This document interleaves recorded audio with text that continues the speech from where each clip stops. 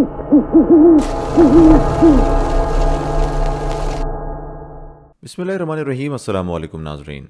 आज हम आपको बताते हैं काले जादू की हकीकत, इसकी शुरुआत कहाँ से हुई और ये दुनिया में किस तरह से फैला, और तारीख में इसके हवाले से क्या शवाहिद मिलते हैं।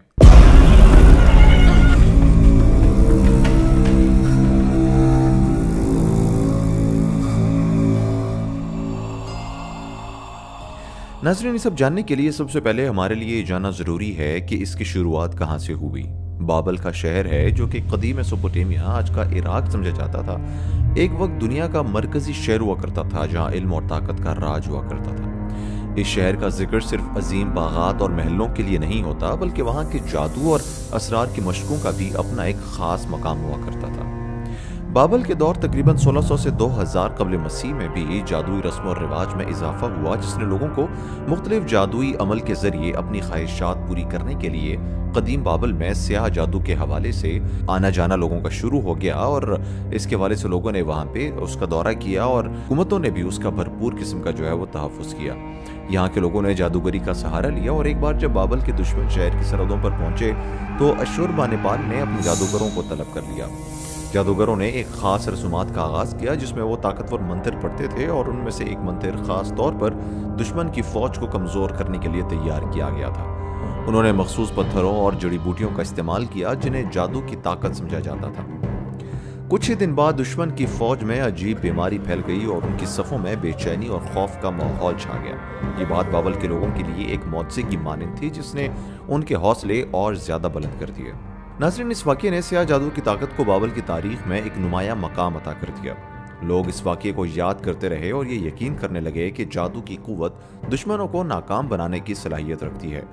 ये वाक़या आज भी बाबल की स्याह जादू की कहानियों का हिस्सा बना हुआ है, जो इस दौर की सकाफत और लोगों के अकायद की अक्कासी करता है। नाज़रीन, कहानियाँ कहती हैं कि बाबल में नफरत और लालच के असरात ने लोगों को जादू टोने सीखने पर मजबूर कर दिया था। वहाँ के मंदिरों में कुछ ऐसे राज छुपे थे जो लोगों को ताकतवर बना सकते थे, लेकिन ये राज अंधेरों की तरफ ले जाते थे। हर छोटी सी गलती या तलाश लोगों को सहर और स्याह जादू की दुनिया में दाखिल कर देती थी। जो काला जादू बाबल से शुरू हुआ था उसने आहिस्ता आहिस्ता पूरी दुनिया में अपना असर दिखाना शुरू कर दिया। एक वक्त ऐसा भी आया जब लोगों ने इस ताकत को अपने मफादात और मकासद के लिए इस्तेमाल करना शुरू कर दिया, और जब बाबल के लोग सफ़र करते तो वो अपने साथ इन जादू टोने के राज और तरीकों को लेकर भी दूसरे इलाकों में चले जाया करते थे। हर इलाके में ये सहरी जादू दूसरे तहजीबों और कबीलों में रस्म और रिवाज बन गया था। मिस्र के कदीम राहिब और रूमी सल्तनत के अफराद भी इन राजों से वाकिफ हो गए थे। उन लोगों ने इस जादू का इस्तेमाल लोगों के जहनों पर काबू पाने और सियासत और जंगों में ताकत आजमाने के लिए करना शुरू कर दिया। इस तरह ये काला जादू का इल्म कदीम दौर के हर कोने में फैलता चला गया। कदीम किताबें और नकूश, जिनको अमोलट कहा जाता है, ये बनाए गए जिनका इस्तेमाल लोग अपनी हिफाजत या दूसरों को नुकसान पहुंचाने के लिए किया करते थे। हर इलाके ने अपनी ज़बान और रिवायत के मुताबिक इन जादू टोने के तरीकों को अपनाना शुरू कर दिया, जिसकी वजह से ये पूरी दुनिया में मुख्तलिफ शक्लों में फैलता ही चला गया। कदीम तारीख में बाबल का शहर, जो मौजूदा इराक में वाक़ है, दुनिया की इब्तदाई तहजीबों में से एक समझा जाता है। जादू और मारवत की कहानी इस शहर से मुंसलिक है, जो जादू के आगाज और ममनुआ इल्म की तलाश के नताइज पर रोशनी डालती दिखाई देती है। हारूत और मारूत दो फरिश्ते थे जिन्हें अल्लाह ने बाबल के शहर में भेजा था। इनका मिशन मुनफरिद था। उन्हें मावराई इल्म दिया गया था, खास तौर पर जिन्नात को काबू करने या उन तक रसाई का तरीका। ये इल्म बगैर शराइत के नहीं था।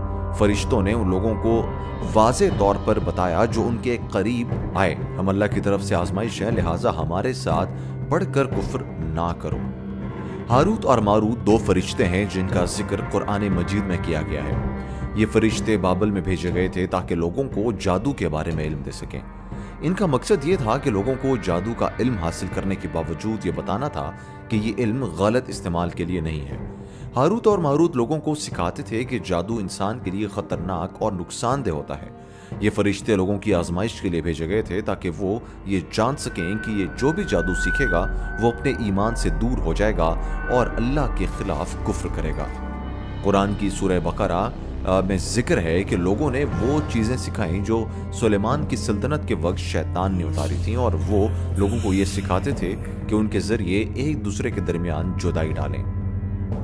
جادو کی کشش کے باوجود فرشتوں نے بار بار یہ تنبیہ کی کہ یہ علم بالآخر ان کو نقصان پہنچائے گا جو اسے حاصل کرنے کی کوشش کریں گے۔ انہوں نے اس بات پر زور دیا کہ جادو کے ذریعے پہنچنے والا کوئی بھی نقصان صرف اللہ کے حکم سے ہوتا ہے۔ اصل خطرہ دوسروں کو نقصان پہنچانے میں نہیں بلکہ اپنے ایمان کو کھونے کے خطرے میں تھا، اور یہ ایک ایسی تباہی تھی جس کا ابدی نتائج ہو سکتے تھے۔ جن لوگوں نے جادو کے عمل میں ملوث ہوئے انہوں نے جلدی سمجھا کہ اس کے کوئی حقیقی فائدے اسے حاصل نہیں کیے جا سکتے۔ فرشتوں نے یہ بات بھی واضح کی کہ انہوں نے وہ سیکھا جو ان کو نقصان پہنچاتا تھا اور ان کو کوئی فائدہ نہیں دیتا تھا۔ قرآن کے سیاق و سباق میں جادو کو ایک فطری طور پر شیطانی عمل سمجھا جاتا ہے۔ جہاں شراب جیسی چیزوں میں کچھ بظاہر فوائد ہو سکتے ہیں، وہاں اس کے نقصانات اس کے فائدے سے کہیں زیادہ ہوتے ہیں، تاہم جادو کو کسی بھی قسم کا فائدہ حاصل نہیں ہوتا۔ یہ تباہی اللہ ہے جو انسان کو ایمان سے دور لے جاتا ہے اور مایوسی کے دائرے میں دھکیلتا چلا جاتا ہے۔ ناظرین، دنیا کے کئی ممالک میں کالے جادو کی روایات موجود ہیں اور کچھ ممالک اس حوالے سے خاص طور پر مشہور بھی سمجھے جاتے ہیں۔ انڈونیشیا کی بات کی جائے تو انڈونیشیا میں خاص طور پر الیاور جاوا کے علاقے میں کالا جادو ایک عام یقین ہے۔ جاوا کا علاقہ کالے جادو کی طاقتور روایت کے لیے مشہور ہے۔ یہاں لوگ زکون، جسے روایتی معالج ہے، اس سے علاج یا بد دعا کے لیے رجوع کرتے ہیں۔ یہ جادو انہیں عقائد اور اسلامی تصوف کی ملی جلی روایات پر مبنی ہے، اور انڈونیشیا میں کالے جادو کی دو اقسام ہمیں بہت زیادہ دیکھنے کو ملتی ہیں، جس میں پہلی قسم بسنگ، جس میں جادو کے ذریعے کسی شخص کا پیٹ غیر معمولی طور پر بڑھ جاتا ہے، اور راپورا، جو زندگی بھر کے لیے مصیبتیں پیدا کرتا ہے جیسے اندھا ہونا یا جسمانی فالج۔ یہ جادو عام طور پر خفیہ طور پر کیا جاتا ہے اور اسے روکنے کے لیے مذہبی رسومات اور دعاؤں کا سہارا لیا جاتا ہے۔ ہیٹی میں ووڈو ایک روحانی روایت ہے جو کالے جادو سے منسلک کی جاتی ہے۔ اگرچہ ووڈو بذات خود برا نہیں ہے، لیکن اس کے کچھ پہلوؤں کو نقصان دہ جادو کے لیے استعمال بھی کیا جاتا ہے، جیسے کہ بد دعائیں یا منتر۔ فلپائن کے سکوجوت جزیرے کو کالا جادو، جسے مقامی طور پر کلام کہا جاتا ہے، کے لیے جانا جاتا ہے۔ یہاں لوگ بدلے، محبت کے جادو اور دشمنوں کو نقصان پہنچانے کے لیے کالا جادو استعمال کرتے دکھائی دیتے ہیں۔ کالا جادو مختلف ثقافتوں اور علاقوں میں مختلف طریقوں سے کیا جاتا ہے، لیکن عام طور پر اس کا مقصد دوسروں کو نقصان پہنچانا یا ان پر قابو پانا ہوتا ہے۔ انڈونیشیا، فلپائن اور دیگر ممالک میں کالا جادو مخصوص رسومات اور منتر کے ذریعے کیا جاتا ہے۔ ناظرین، منتر یا دعائیں یا جادوگر یا دکون، جسے انڈونیشیا میں مخصوص منتر پڑھتے ہیں جو عام طور پر بد دعا یا شیطانی طاقتوں کو بلانے کے لیے ہوتے ہیں۔ یہ منتر عام لوگوں کو نقصان پہنچانے کے لیے ہوتے ہیں، جیسے کہ کسی کی زندگی میں مشکلات پیدا کرنا یا تعلقات کو خراب کرنا ہے۔ اگر تعویذات کی بات کی جائے تو جادوگر کالے جادو کے لیے مخصوص تعویذات بناتے ہیں۔ ان تعویذات میں عام طور پر خون، ہڈیوں یا جانوروں کے جسمانی حصے شامل ہوتے ہیں۔ یہ تعویذات کسی مخصوص شخصیت پر جادو کرنے کے لیے استعمال کیے جاتے ہیں۔ ناظرین، جس میں جسمانی اشیاء کا بھی استعمال کیا جاتا ہے۔ کچھ ممالک میں کالا جادو کرنے کے لیے جسمانی اشیاء کا استعمال کیا جاتا ہے، جیسے بال، کپڑے یا دیگر ذاتی اشیاء۔ یہ اشیاء جادوگر کو دی جاتی ہیں تاکہ وہ ان کے ذریعے مطلوبہ شخص پر اثر ڈال سکیں۔ کچھ جادوگروں کا یقین ہوتا ہے کہ وہ چڑیلوں یا جنات جیسی روحانی ہستیوں کو کنٹرول کر سکتے ہیں اور انہیں نقصان پہنچانے کے لیے استعمال کرتے ہیں۔ انڈونیشیا میں بہت سے لوگ یقین رکھتے ہیں کہ جنات اور دیگر غیر مرنے والی جو مخلوقیں ہیں وہ کالے جادو کے لیے استعمال کی جاتی ہیں۔ ناظرین، کھانے پینے کی اشیاء میں بھی جادو کیا جاتا ہے، اور کچھ طریقوں میں جادوگر کھانے یا پینے کی اشیاء میں جادوئی مواد شامل کر دیتے ہیں تاکہ وہ شخص جو اسے کھائے اس پر جادو کا اثر ہو جائے۔ اس کا مقصد اکثر جسمانی بیماری یا ذہنی دباؤ پیدا کرنا ہوتا ہے۔ ناظرین، کالا جادو کرنے کی وجوہات اگر دیکھی جائیں تو کالا جادو کرنے کی مختلف وجوہات ہو سکتی ہیں، جیسے لوگ کسی سے حسد یا ذاتی دشمنی کی بنا پر کالا جادو کرواتے ہیں تاکہ اسے نقصان پہنچا سکیں۔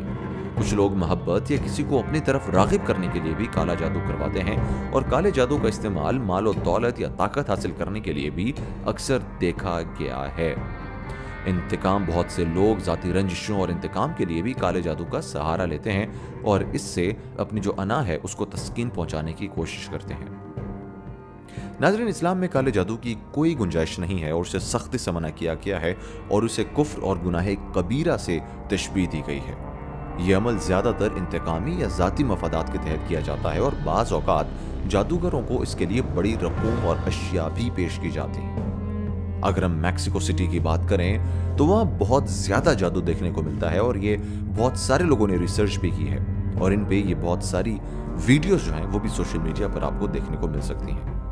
मेक्सिको सिटी जो कि 20 मिलियन लोगों का घर है, इसमें ज़्यादातर लोग कैथोलिक हैं। चर्च ने जादूगरी के साथ किसी भी किस्म के ताल्लुकात पर पाबंदी आयद की है और ये कहते हुए कि ये शैतान का काम है, इसलिए इससे दूर रहा जाए। लेकिन बहुत से मैक्सिकन लोग अभी भी जादू की कशिश में जो है वो मुब्तला हैं, चाहे वो अच्छा हो या बुरा, इसको नाकाबिले मुज़ाहमत समझते हैं और इससे काफ़ी हद तक मदद भी लेते हैं। लेकिन अगर हम इस्लाम और मुसलमानों की बात करें तो मुसलमानों के लिए ख़तरनाक अमल है, इससे मना किया गया है और मुसलमानों को इससे कोसों दूर रहने की तनबीह भी की गई है और जो इसके करीब भटकता है वो अपना ईमान खो देता है और कुफ्र के रास्ते पर चल पड़ता है।